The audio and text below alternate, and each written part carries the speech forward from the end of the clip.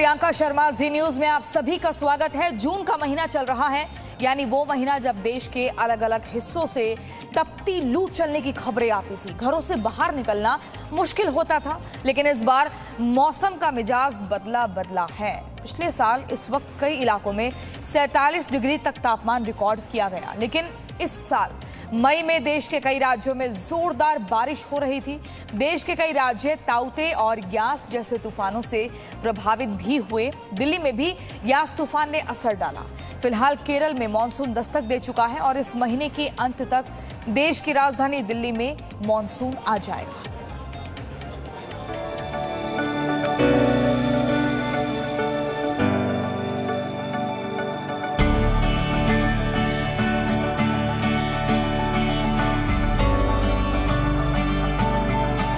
तेज धूप, गर्म हवाएं और पसीना, हालत ऐसी कि बाहर निकलना तक मुश्किल। पिछले साल तक मई और जून के महीने में दिल्ली वालों का हाल कुछ ऐसा ही होता था, लेकिन इस साल मौसम का मिजाज कुछ बदला सा है। न रिकॉर्ड तोड़ तापमान है और न ही दिन में चलती लू।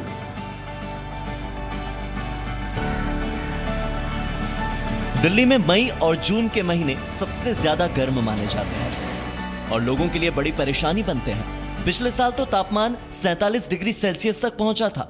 इसी बार उसी जून और मई के महीने में दिल्ली वाले सुहाने मौसम और बारिश का लुत्फ उठा रहे हैं। मौसम में बदलाव इस कदर है कि पूरा मई बीत चुका है, लेकिन इस साल दिल्ली वालों को लू का सामना अभी तक नहीं करना पड़ा। नहीं, पिछले साल से तो कम है गर्मी, अभी उस तरह नहीं है।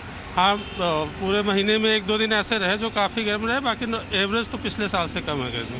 गर्मी तो खैर ज़्यादा नहीं है, मगर ये है कि अब बारिश भी आने वाली है। 2-3 हफ्ते में तो बारिश, मानसून तो आ गया है केरल वगैरह में, तो इतनी ज़्यादा गर्मी तो खैर नहीं होना चाहिए।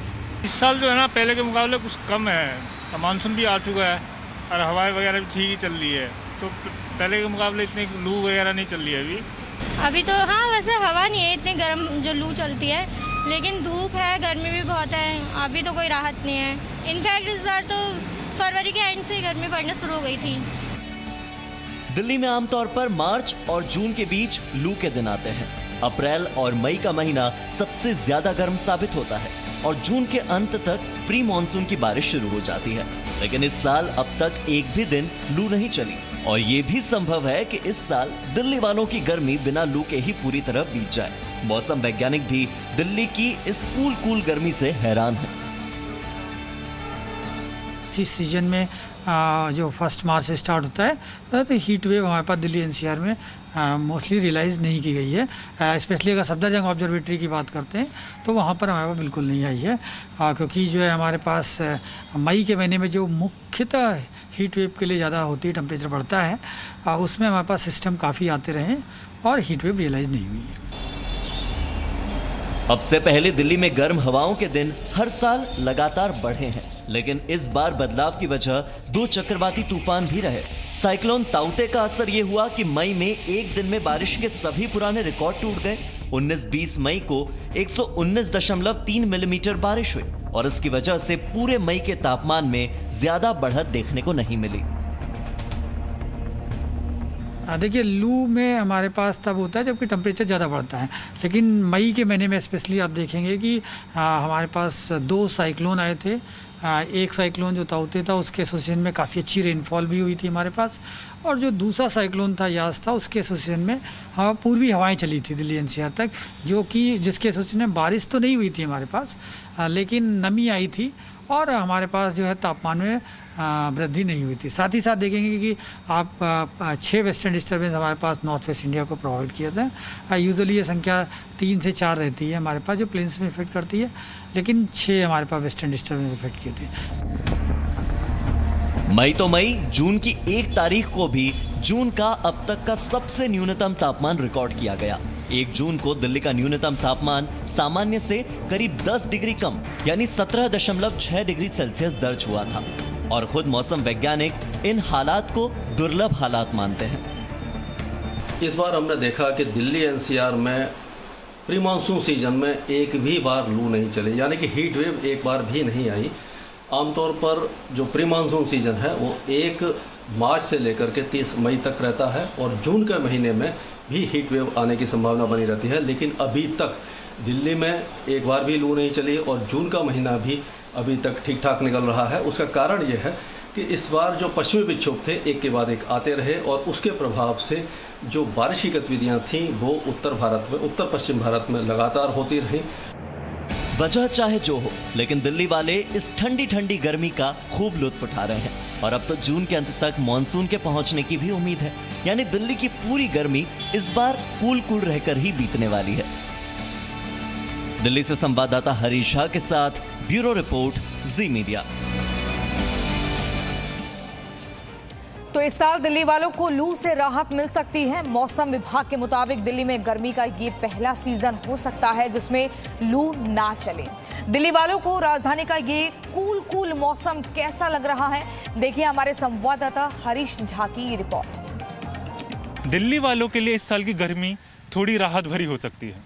मौसम विभाग के अनुसार इस साल हो सकता है कि पहली बार दिल्ली में लू ना चले। इसका मुख्य कारण जो बताया जा रहा है वो ये है कि जो हाल में ही 2 चक्रवाती तूफान आए हैं, वो ताउते हो फिर यास आया हो, जिसके वजह से जो टेम्परेचर है वो लगातार गिरता चला गया।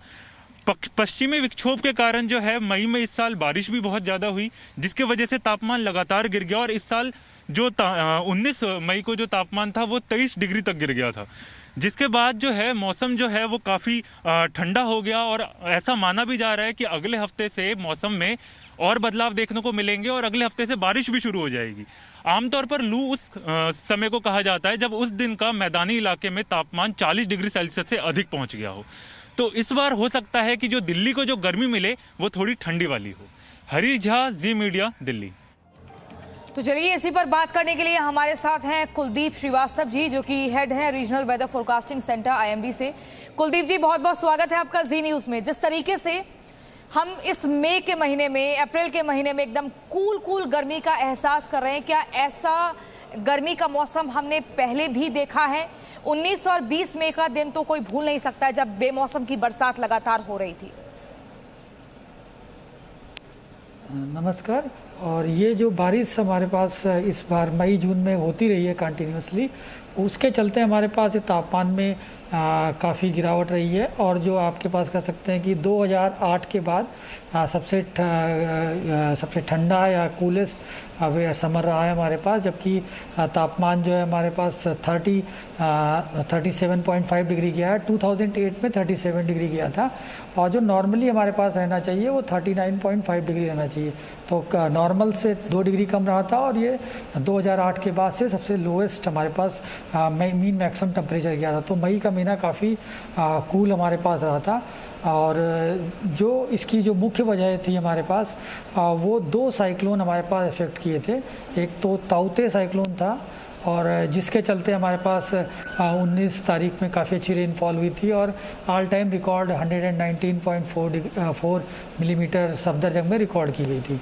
और साथ ही साथ उसके चलते हमारे पास क्लाउड भी रहे थे और विंड भी ऐसी चली थी कि जो साउथ से आ रही थी, जहाँ पर रेनफॉल एक्टिविटी थी और टेम्परेचर में काफ़ी गिरावट हुई थी। और साथ ही साथ हमारे पास 6 western disturbance north west India को और साथ साथ मैदानी इलाकों को प्रभावित किया था, जिनके चलते हमारे पास ज़्यादातर दिनों में बादल छाए रहे, साथ साथ में रेनफॉल एक्टिविटी भी काफ़ी दिनों में हुई है हमारे पास।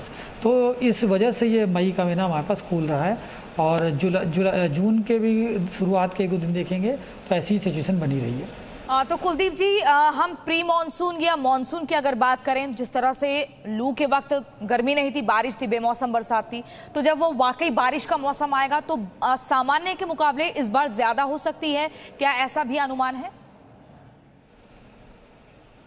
देखिए, जो हम लोगों का IMD का पूर्वानुमान मानसून सीजन के लिए जून से सितंबर के मध्य दिल्ली NCR के लिए है, वो लगभग नॉर्मल रहने के चांसेस है या नॉर्मल से थोड़ा सा कम रह सकता है। लेकिन मुख्यतः ये उम्मीद है कि नॉर्मल के आसपास ही रहेगा और जो लगभग हमारे पास 65 सेंटीमीटर के आसपास होता है उसी के आसपास रहेगा। ठीक है कुलदीप जी, ये समझना चाहेंगे जिस तरीके से अगर गर्मी का मौसम है तो उस वक्त लू चलती है और हमेशा से चलती आ रही है, बरसात में बारिश होती है, तो हर मौसम का अपना महत्व है। लेकिन इस बार जिस तरह से कूल पूरा ये गर्मी का मौसम रहा, क्या इसका कोई ऐसा बुरा प्रभाव तो नहीं आने वाले दिनों में पड़ेगा?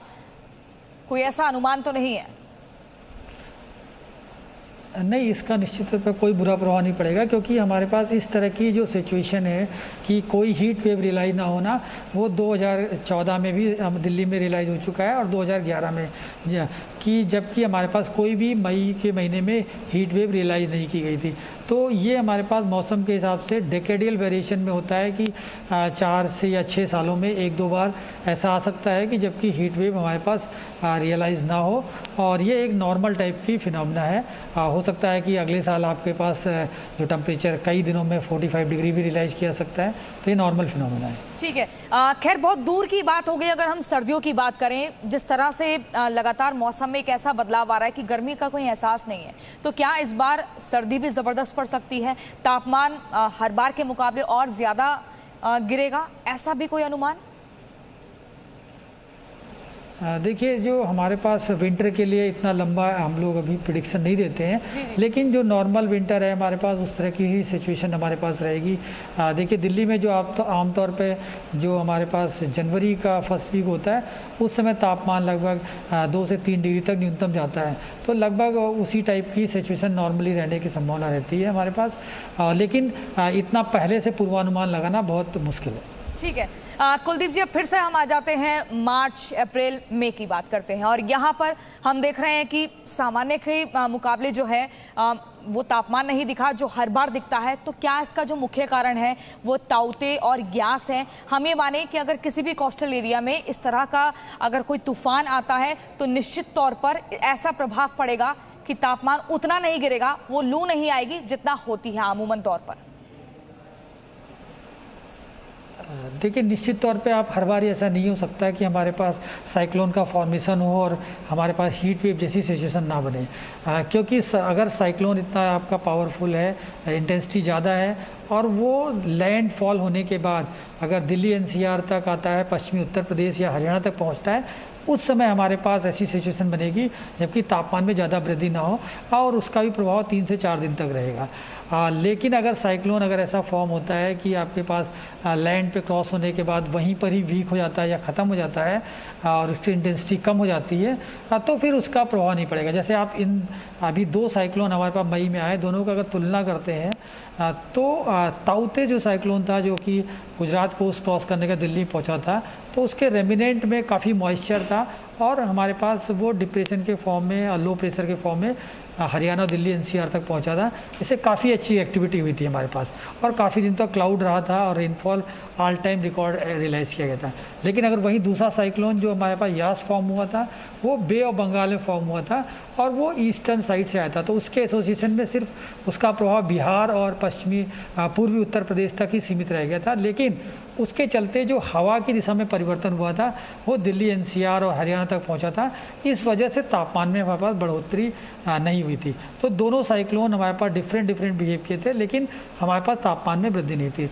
और ये डिपेंड करता है कि साइक्लोन कितना इंटेंस है, वो लैंड क्रॉस करने के बाद, लैंडफॉल होने के बाद कितनी देर तक उसकी इंटेंसिटी बनी रहती है और कहाँ तक वो मूव करता है, उस पर डिपेंड करता है कि हमारे पास दिल्ली एनसीआर पर क्या प्रभाव पड़ेगा। कुलदीप जी, सामान्य तापमान में अगर 4.5 डिग्री की वृद्धि होती है तो फिर लू चलने लगती है, काफ़ी गर्म हवाएं परेशान करने लगती हैं, और वहीं 6.5 डिग्री भी माना जाता है कि जब इसमें इजाफा होता है तो और तेज़ हवाएं चलती हैं। लेकिन इस बार चूंकि एक साइक्लोन नहीं, बैक टू बैक थोड़े अंतराल में दूसरे साइक्लोन ने भी दस्तक दी, इसी की वजह से एक मुख्य तौर पर ऐसा हुआ कि 2 साइक्लोन ने एक साथ जो अटैक किया। हाँ, निश्चित तौर देखिए, बैक टू बैक हमारे पास कह सकते हैं 2 साइक्लोन थे। एक लगभग 19 तारीख को इफेक्ट किया था और एक उसके बाद इफेक्ट किया था यास साइक्लोन, तो उसके प्रभाव हुआ। लेकिन साथ साथ हमारे पास देखेंगे कि जो मई का महीना था उसमें वेस्टर्न डिस्टर्बेंस का भी काफ़ी प्रभाव था हमारे पास, और जो 6 वेस्टर्न डिस्टर्बेंस आए हैं उसके चलते पूरे नॉर्थ वेस्ट इंडिया में, पहाड़ी इलाकों में और साथ साथ दिल्ली एनसीआर में भी कम से कम 8 से 10 दिन में आपके पास बारिश हुई है। तो इसकी वजह से हमारे पास क्लाउडीनेस रहा है और टेम्परेचर में वृद्धि नहीं हुई। तो ये पूरा जो प्रभाव रहा है दोनों साइक्लोन का रहा है, और साथ साथ जो वेस्टर्न डिस्टर्बेंस आए हैं उनके चलते ऐसा हुआ है।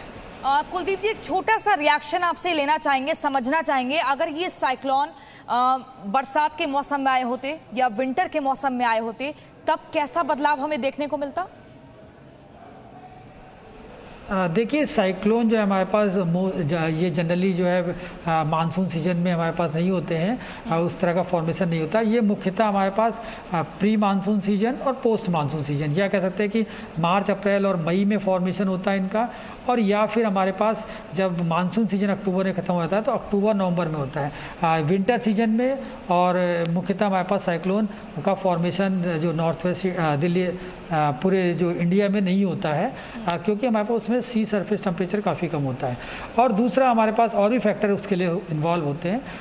और साथ ही साथ अगर हम देखेंगे कि जो हमारे पास मानसून सीजन है उस समय हमारे पास जो मुख्यतः जो डिप्रेशन जो साइक्लोन से पहले की सिचुएशन होती है, डिप्रेशन या लो प्रेशर, वो बिल्कुल कोस्ट के आसपास फॉर्म होते हैं और इमीडिएटली आपके पास लैंड को क्रॉस कर जाते हैं। तो इसकी वजह से वो साइक्लोन का फॉर्म नहीं लेते हैं। तो मानसून सीजन में और विंटर सीजन में मुख्यतः मानसून का साइक्लोन का फॉर्मेशन नहीं होता है। कुलदीप जी, आपका बहुत बहुत धन्यवाद जी न्यूज़ पर जुड़ने के लिए। हमसे आपने बातचीत की, बहुत ही महत्वपूर्ण जानकारी हमारे दर्शकों तक पहुंचाई। तो कुल मिलाकर इस बार गर्मी के मौसम में तपती लू परेशान नहीं करेगी। एक ब्रेक के लिए हम रुक रहे हैं, फॉरन not. Presenting B News app available on Google Play and App Store. Download it now.